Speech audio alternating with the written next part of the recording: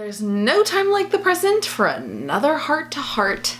Welcome back to my channel. Subscribe over here for more videos and join me on Instagram at emilylsonbooking. I want to have a heart to heart with you today, talk about some real stuff because I've seen it come up too many times in the past few months and even years online and in talking to women. And if you've been here for any amount of time, you know that one of my missions in life is to prevent heartbreak because I truly and honestly care about your heart. And I want to prevent as much heartbreak in the world as possible. So that's why I wanted to talk about this today. There are a lot of terrible reasons to get married. There are also a lot of great reasons to get married. This I've seen coming up a lot in groups that I'm in online with women who are married, sharing why they did get married. It's a reason people get married, but it's also a reason that people stay in relationships. And the terrible reason I want to talk about today is this. I was afraid I would never find anybody else. I was afraid I would never find anybody else. It's a reason so many people get married.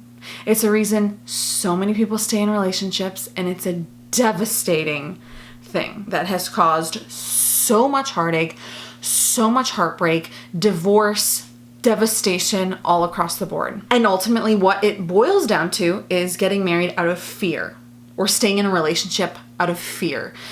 Pressure is another terrible reason to get married. If you're pressured from all different kinds of ways, fear and pressure are two of, I think, the worst reasons ever to get married. And this is a really complex issue, and I'm just gonna scratch the surface here. It's a really complex issue because of our nature as women. It is part of our makeup that we want to be loved. As people, we desire love, right? That's one of our greatest desires, to feel loved, to feel like we belong, to feel cherished, to feel treasured, to feel wanted.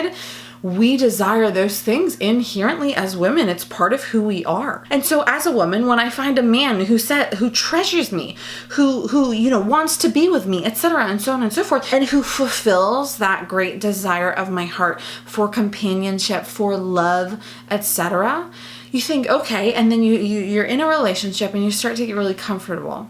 But deep down in your heart, you're like, I just know that this is not the right thing, right? Like your gut is just telling you, or there's red flags in your relationship that it's not the right thing, that he doesn't really meet the standards that you've set for yourself in your life. There's all different kinds of things, and your heart begins to talk to you. And I cannot tell you how many women I've talked to who feel that way. Deep down in my heart, I know it's not right, but in the back of my head, I'm telling myself, you were single for like 6 years before you met him. How long will it be until you find someone else? Maybe I never will find anyone else. We've come this far. It's too late to back out now. It's too late to break up now. Whatever that might be, that little voice that says, you will never find anyone else. That fear continues to build of maybe I never would. Like I know this isn't right, but if I break up, if I end this, it might take me 5 or 6 years again. Or maybe you're 29, 30, 35 and you think, well, if I break up with this guy now, all of the other good ones are already taken and I'll never find anyone else. So women get to this place where they think, I have to stick with this because I'm afraid I'll never find anybody else. And they end up staying in the relationship for so much longer than they should, than they know they should, or even getting married and suffer deep heartbreak and pain for a very long time because of that decision. Now, how do I know if I'm staying in a relationship out of fear or getting married out of fear? It takes a lot of self-awareness and deep introspection. This is not a reflecting for the faint of heart. This is not a reflecting for immature people. You have to be in a mature place in your life to have people who are walking with you, alongside you, in community, in your dating relationship. Maybe that's in premarital counseling. If you're engaged to this man and you're walking through premarital counseling, it takes this deep introspection to look at, why am I still in this relationship? Asking myself that question and answering honestly. Why did I say yes to this engagement? Why am I going to go through this wedding? Asking myself that question, asking yourself that question is so important, and answering it super honestly is even more important. Really hard, especially when this is present, when there is fear and you think, if I break up, there will never be anybody else. I'll never find anybody else. All the good guys will already be taken. You have to look deep inside yourself and say, am I staying because of that?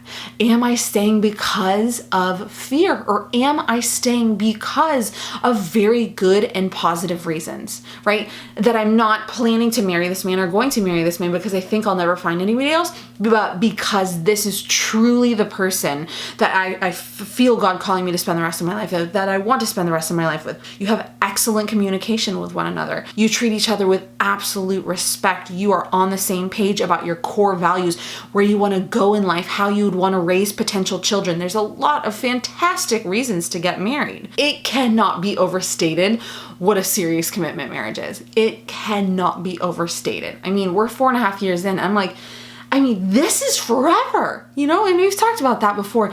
It's such a serious thing. When you have these little feelings of like, oh gosh, you know, maybe I wouldn't find him and he's nice and he loves me, and you end up getting married, it's just going to lead to heartbreak and misery. And that's what I've heard from women, is saying, I'm married out of fear and I am miserable. I've never met a woman who got married out of fear and is satisfied and happy in her marriage.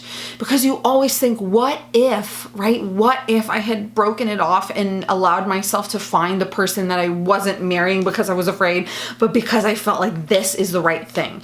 This is the man for me. There's a huge difference. And it's so important to look at that. Again, introspectively in your own heart, but with people you trust and people who've been walking with you, and even with your boyfriend or fiance. It's such a gift you can give yourself. And that's the thing that I found, is that a lot of women, and this is something I did in dating too, we're not willing to be honest with ourselves. We want to pretend like it's all fine and good because we don't want to look at the reality. And there's a million branches to that tree, but it's so important, especially in this seriousness of the commitment of marriage, to say, why am I doing this? Why am I buying this gown? Why am I planning this date? Why am I doing all of this? To look at the real reason could change your life. Could change your life forever. One of the things that surprised me most as an adult woman is how many people have been through broken engagements. And that's something I've never touched on this channel before. Broken engagements, you'll be amazed. I don't know how old you are, but as you know, a woman my age, I'm amazed at how many people, not amazed, but just like, I didn't know how common it was for people to have been through broken engagements, because it's really important to remember. And I've talked about that in my video, Why Wait Until Marriage and Not Engagement. And engagement is not a marriage. You haven't made vows to one another. Someone asked you a question, will you marry me? And you said yes. That's the long and short of it. But what I have come to see in life is that people who are willing to end their engagements are actually brave. And yes, broken engagements devastate a lot of people, especially depending on where you are in the wedding planning process. But I say that they're brave because it's so much easier to go through with a wedding than it is to call it off. It's so much easier to go through with a wedding than it is to call it off. It is so difficult.